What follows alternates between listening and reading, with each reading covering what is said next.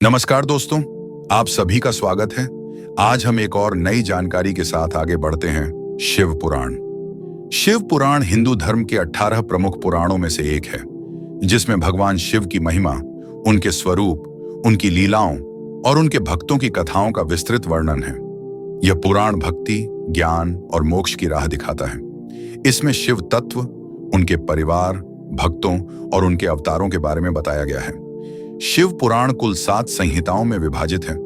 वायु संहिता, रुद्र संहिता, शतरुद्र संहिता, कोटिरुद्र संहिता, उमा संहिता, कैलाश संहिता और वर्ण संहिता। भगवान शिव की उत्पत्ति और स्वरूप। शिव पुराण के अनुसार भगवान शिव अनादि, अनंत और अजन्मा है। वे सृष्टि के रचयिता, पालक और संहार करता है।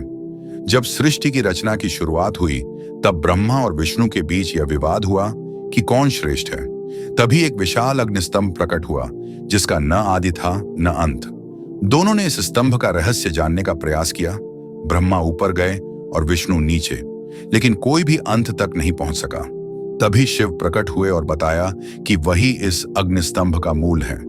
इस प्रकार शिव परम तत्व के रूप में प्रकट हुए। शिव और सती की कथा। भगवान शिव की पत्नी सती दक्ष प्रजापति की पुत्री थी।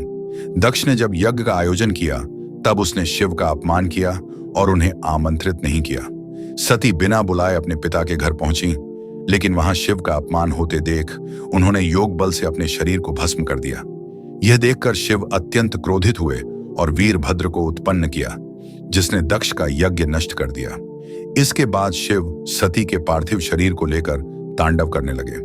तब विष्णु ने अपने सुदर्शन चक्र से सती के शरीर के टुकड़े कर दिए, जो 51 शक्तिपीठों में परिवर्तित हो गए। बाद में सती ने पार्वती के रूप में जन्म लिया और घोर तपस्या कर शिव को पुनः पति रूप में प्राप्त किया। पार्वती और शिव विवाह। पार्वती हिमालय राज की पुत्री थीं। उन्होंने भगवान शिव को प्राप्त करने के लिए कठोर तपस्या की। उनकी तपस्या से प्रसन्न होकर शिव प्रकट हुए और उन्हें वरदान दिया। इस विवाह का आयोजन बड़े धूमधाम से हुआ, लेकिन जब शिव बारात लेकर आए तो उनके गणों को देखकर माता पार्वती की माता मैना बेहोश हो गईं। लेकिन शिव ने सुंदर रूप धारण कर उन्हें संतुष्ट किया। इस प्रकार शिव और पार्वती का दिव्य विवाह संपन्न हुआ। शिव और गणेश कथा। भगवान शिव और माता पार्वती के पुत्र गणेश जी का जन्म माता पार्वती ने अपनी शक्ति से किया था। जब पार्वती स्नान कर रही थीं, तब उन्होंने गणेश को द्वारपाल बना दिया। शिव जब भीतर जाने लगे तो गणेश ने उन्हें रोक दिया। क्रोधित होकर शिव ने उनका सिर काट दिया। जब पार्वती ने विलाप किया तो शिव ने गणेश को पुनर्जीवित किया और एक हाथी का सिर लगाकर उन्हें प्रथम पूज्य देवता बना दिया। शिव का नीलकंठ रूप। समुद्र मंथन के दौरान जब अमृत की प्राप्ति हुई, तो उससे पहले कालकूट विष निकला, जिससे संपूर्ण सृष्टि का विनाश हो सकता था। देवता और दानव भयभीत हो गए।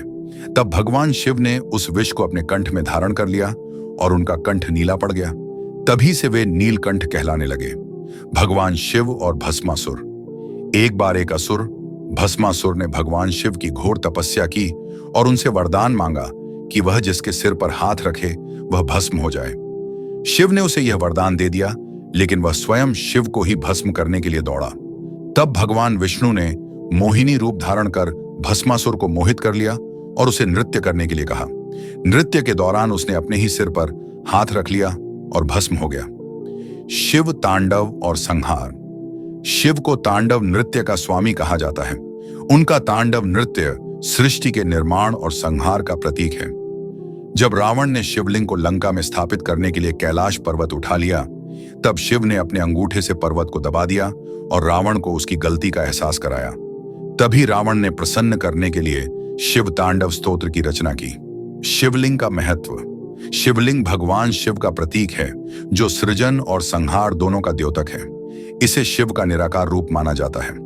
प्रमुख शिवलिंगों में 12 ज्योतिर्लिंग विशेष रूप से प्रसिद्ध हैं। सोमनाथ, महाकालेश्वर, ओंकारेश्वर, केदारनाथ, त्र्यंबकेश्वर, भीमाशंकर, काशी विश्वनाथ, बैद्यनाथ, नागेश्वर, रामेश्वरम, मल्लिकार्जुन और घृष्णेश्वर। शिव भक्ति और मोक्ष। शिव पुराण में कहा गया है कि शिव की भक्ति से मनुष्य को मोक्ष की प्राप्ति होती है।